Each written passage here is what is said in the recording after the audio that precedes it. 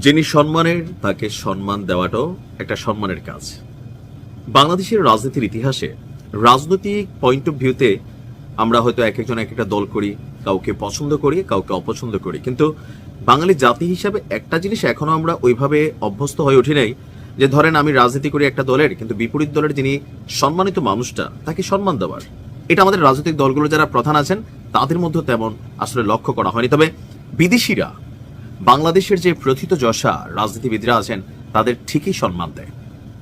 আজকে বলছি মার্কিন যুক্তরাষ্ট্রে মরহুম বেগম খালেদা জিয়ার নামে একটি সড়কের নামকরণের কথা। ভাবা যায় যে আমেরিকার মতো দেশে বেগম খালেদা জিয়ার প্রতি সম্মান রেখে একটা সড়কের নামই হচ্ছে খালেদা জিয়া সড়ক। আমি ধন্যবাদ জানাই মার্কিন যুক্তরাষ্ট্রকে। তবে এমন ঘটনা কিন্তু যে এইবারই প্রথম ঘটছে তা না।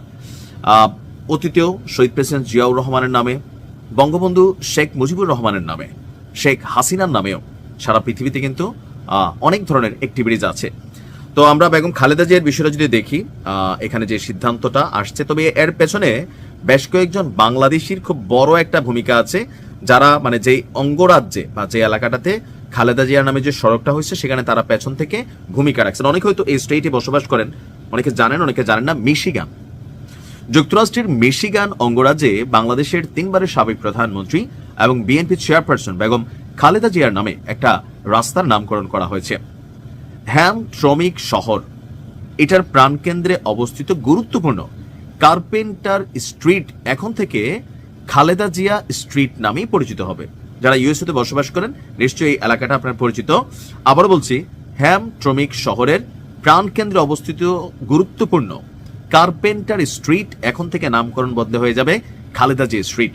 আর আজকে বিএনপির পক্ষ থেকে আমরা এই বিষয়টা দেখেছি, পোস্টে বলা হয়েছে শহর কর্তৃপক্ষ এই সিদ্ধান্ত নিয়েছে। আর এই সিদ্ধান্তকে বাংলাদেশের ইতিহাস, নেতৃত্ব এবং গণতন্ত্রের প্রতি একটা অনন্য স্বীকৃতি হিসাবে দেখছে প্রবাসী বাংলাদেশিরা।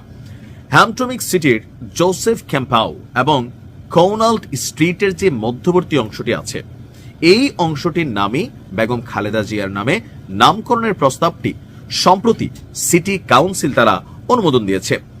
আবার বর্তমানে এই কাউন্সিলে 4 জন বাংলাদেশি বংশোদ্ভূত কাউন্সিলর রয়েছেন, আর যাদের সক্রিয় প্রচেষ্টার কারণে এই রাস্তাটার নাম খালেদা জিয়া রাস্তা বা এই মানে কি বলা হয় যে পরিবর্তনের সুযোগ হয়েছে। প্রবাসীদের মধ্যে এটি একটি কেবল সড়কের নতুন পরিচয় নয়, বিশ্ব দরবারে বাংলাদেশের রাজনৈতিক সংগ্রামের এক আন্তর্জাতিক দলিল। তবে যুক্তরাষ্ট্রের মাটিতে বাংলাদেশের কোন নেতার নামে রাস্তার নামকরণ এবারই প্রথম না। এর আগে শিকাগো শহরে শহীদ প্রেসিডেন্ট জিয়াউর রহমানের নামেও একটি সড়কের নামকরণ করা হয়েছিল, আর এবার বেগম খালেদা জিয়ার নামে এই নামকরণটা আসলো। তো আমরা যদি একটু তথ্যসূত্র দেখি, বঙ্গবন্ধুর নামেও আমি অনেকগুলো জিনিস ঘাটাঘাটি করলাম যে কম্বোডিয়াতে সড়ক আছে, ফিলিস্তিনে আছে, ভারতে আছে, মরিশাসে আছে, তুরস্কে আছে।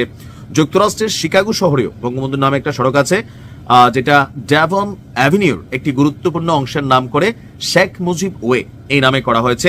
আর আমেরিকার লস এঞ্জেলসেও আপনার কি বলা হয় যে ওনার নামে একটা মহাসড়কের নাম করা হয়েছে।